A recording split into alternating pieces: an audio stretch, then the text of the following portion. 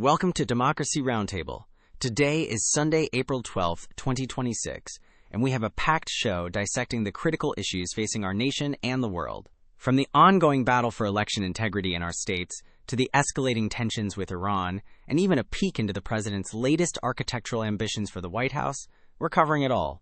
Chris, it feels like every week we're confronting a new set of challenges to the very foundations of our democratic process.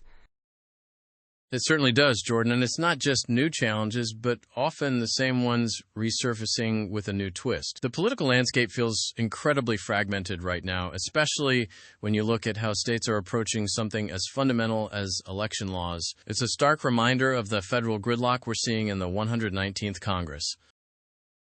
Absolutely. Our first major topic today dives right into that, with states diverging sharply on election laws. Blue states are enacting protections, while red states are implementing restrictions, and there's a growing concern about election officials with ties to election denial movements taking charge. Sarah, as our legal affairs correspondent, this must be particularly alarming to you. What are you seeing on the ground regarding these state-level shifts and the integrity concerns? It's deeply troubling, Jordan. We're witnessing a systematic effort in some states to make voting harder and to introduce partisan influence into what should be nonpartisan election administration. The article highlights that concern about election officials with ties to election denial movements. This isn't just about policy differences anymore. It's about the very mechanisms of our democracy being undermined from within. And it ties directly into what we saw with the FBI raid on Fulton County's election records, which conservatives are now criticizing, alleging analytical and factual flaws in the report that justified it. It creates a climate of distrust, regardless of the merits of the raid itself. That's a great point, Sarah. The criticism of the Fulton County report, whether valid or not, only fuels the narrative that elections are somehow rigged or mismanaged, which then gives cover to those seeking to restrict access. It's a dangerous cycle, and then you have individuals who openly deny past election results now seeking to oversee future elections, running for positions like Secretary of State. That's a direct threat to voter access and certification, isn't it? It is, Chris. It's an existential threat. These aren't just fringe candidates. Some are gaining traction. If election deniers control the levers of election administration, the potential for manipulation and further erosion of trust is immense. The States United Democracy Center's analysis challenging the Fulton County report's findings really underscores how every step in the election process, from data collection to recounts, is now under intense, often politically motivated scrutiny. It's a battle for facts, as much as it is for votes. Indeed. This brings us to another fascinating, albeit controversial, legal and executive authority battle, President Trump's White House ballroom. Sarah, an appeals court has temporarily allowed construction to proceed, even as the administration challenges a lower court order. This isn't just about a room, is it? It's about presidential authority versus congressional oversight, especially with the added layer of national security implications being weighed. That's right, Jordan. It's an ongoing saga. The president wants to expand the White House ballroom and even proposes a triumphal arch on the National Mall. The legal challenge centers on whether he has the authority to undertake such projects without explicit congressional approval, particularly given the cost and the historical preservation aspects. The administration has even introduced national security justifications, which is a curious argument for a ballroom. It really highlights the tension between the executive branch's desire for unilateral action and the checks and balances intended to be provided by Congress and preservation groups. It's certainly an interesting use of national security to justify a ballroom. You have to wonder what the true motivations are there, beyond simply executive whim. But moving from the domestic architectural battles to international flashpoints, we absolutely have to discuss the rapidly deteriorating situation with Iran. James, our national security and defense correspondent, you've been tracking this closely. Peace talks have stalled in Pakistan, with Vice President Vance citing disagreements over Iran's nuclear program. What's your assessment of where things stand? Thanks, Chris. It's a deeply concerning situation. The breakdown of these peace talks, facilitated in Pakistan, sends a very clear signal that the U.S. and Iran are still far apart, particularly on the nuclear issue.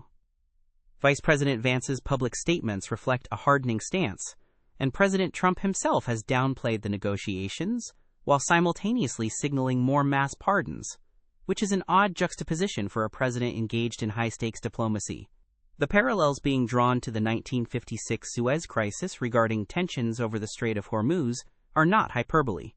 This standoff is raising serious questions about U.S. influence in the Middle East and the potential for miscalculation. And James, it's not just the stalled talks, but the rhetoric surrounding the conflict that is alarming. There's scrutiny over President Trump's Iran strategy regarding potential war crimes, following statements suggesting the targeting of Iranian infrastructure. Secretary of Defense Pete Hegseth's hawkish stance is noted as influencing this. This is extremely serious territory, isn't it? It is, Jordan. Suggestions of targeting infrastructure could very well be construed as violations of international law, specifically the Geneva Conventions, which prohibit targeting civilian objects. Secretary Hegseth has a well-known hawkish disposition, and his influence in the administration's defense strategy is undeniable. This kind of rhetoric, coupled with the stalled talks, only escalates the potential for a wider conflict. And adding to the chaotic nature of this diplomacy, Senator Mark Kelly has openly criticized the involvement of Steve Witkoff and Jared Kushner in these trilateral talks with Iranian officials.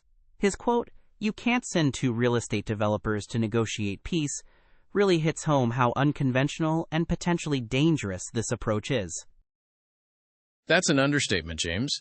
Sending real estate developers to negotiate peace with a nation like Iran, especially on nuclear issues, is baffling. It seems to undermine any serious diplomatic effort. And then we hear President Trump announce that empty oil tankers are heading to the U.S. to load oil, amidst all this tension in the Strait of Hormuz. It feels like a very transactional approach to a deeply complex geopolitical issue.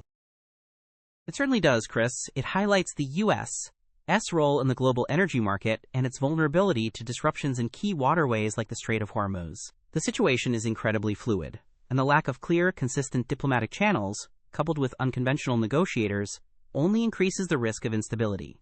We also saw the UK halt the Chagos Islands transfer after the US withdrew its support, which further complicates our international standing and military presence in strategic regions. It's a dizzying array of foreign policy moves, or lack thereof. Now, let's shift gears slightly to how this administration interacts with the public and the media. Andre, our contributor on media and press freedom, President Trump recently attended UFC 327 in Miami, greeted by Secretary of State Marco Rubio and commentator Joe Rogan. He even posted on Truth Social about a mock UFC event at the White House. This blending of politics and popular culture feels increasingly normalized, doesn't it? That's a really insightful point, Andre. It's about controlling the narrative outside of traditional media channels. And speaking of narratives, First Lady Melania Trump held a press conference to deny any significant relationship with Jeffrey Epstein, a move that only seemed to spark further speculation and criticism from survivors. From a media strategy perspective, that felt like a significant misstep, didn't it?